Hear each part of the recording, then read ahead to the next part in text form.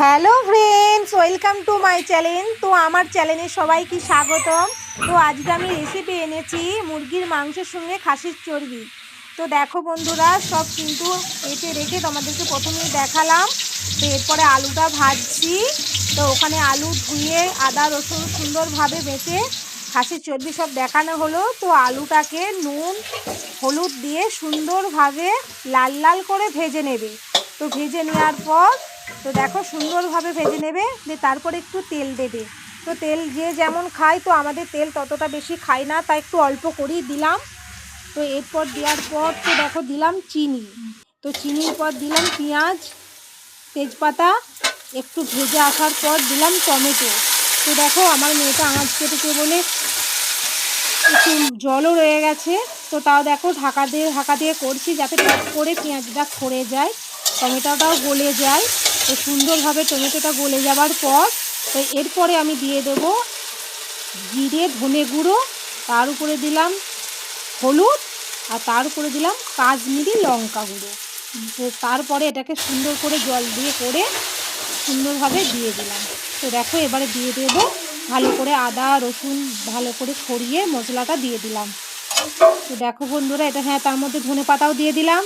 তো সুন্দরভাবে এটাকে ভালো করে নাড়িয়ে কষিয়ে নিলাম। তো এরপরে দিয়ে দেব তো মুরগির মাংস। তো মুরগির মাংস দেওয়ার পর দিয়ে দিলাম নুন, পরিমাণ মতো নুন, যেমন নুন লাগবে সেভাবেই নুনটা দেওয়া হলো। সুন্দরভাবে ঢাকা দিয়ে মুরগির মাংসটাকে কষানো হলো। সুন্দরভাবে কষাতেই থাকবে, কিছুক্ষণ কষাতেই থাকবে।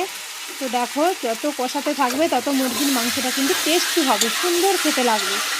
কোনো জল ছাড়াই সুন্দরভাবে কষবে। আলুগুলোও দিয়েছি, যেহেতু আলুগুলো বড় বড় বিরিয়ানি আলুর মতো বড় বড় করে দিয়েছি, তাই আলুগুলো ওর সাথে দিয়ে দিলাম যাতে সুন্দরভাবে সিদ্ধ হয়।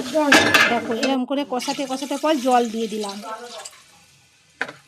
তো জলটা এই দিলাম, কাঁচা জলটা দিলাম বলে এরকম লাগছে। গ্যাসটা এখন হাইয়ে দিয়েছি, জোর হচ্ছে, জোর গ্যাসটাকে চালিয়ে দিয়েছি।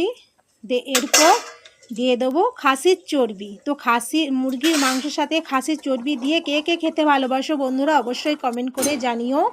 তো দেখো কত সুন্দর কালারটা এসেছে, পুরো লালভাবে, মানে কালারটা এত সুন্দর এসছে, কি ভালো লাগছে দেখতে। আর কড়াটাও কত বড়, দেখো কত বড় কড়াতে রান্না করেছি। তো সেটাও তোমাদেরকে দেখালাম। তো জাস্ট দেখো কেমন কালারটা এসেছে, আর কড়াটা কত বড় দেখো সেটাও তোমাদেরকে দেখালাম। তো মুরগির মাংসটা কত সুন্দর কালারটা এসেছে, জাস্ট দেখো। তো বন্ধুরা আমাকে ফলো করো, আমার পাশে থেকো, আমাকে লাইক কমেন্ট শেয়ার করো। টাটা বন্ধুরা।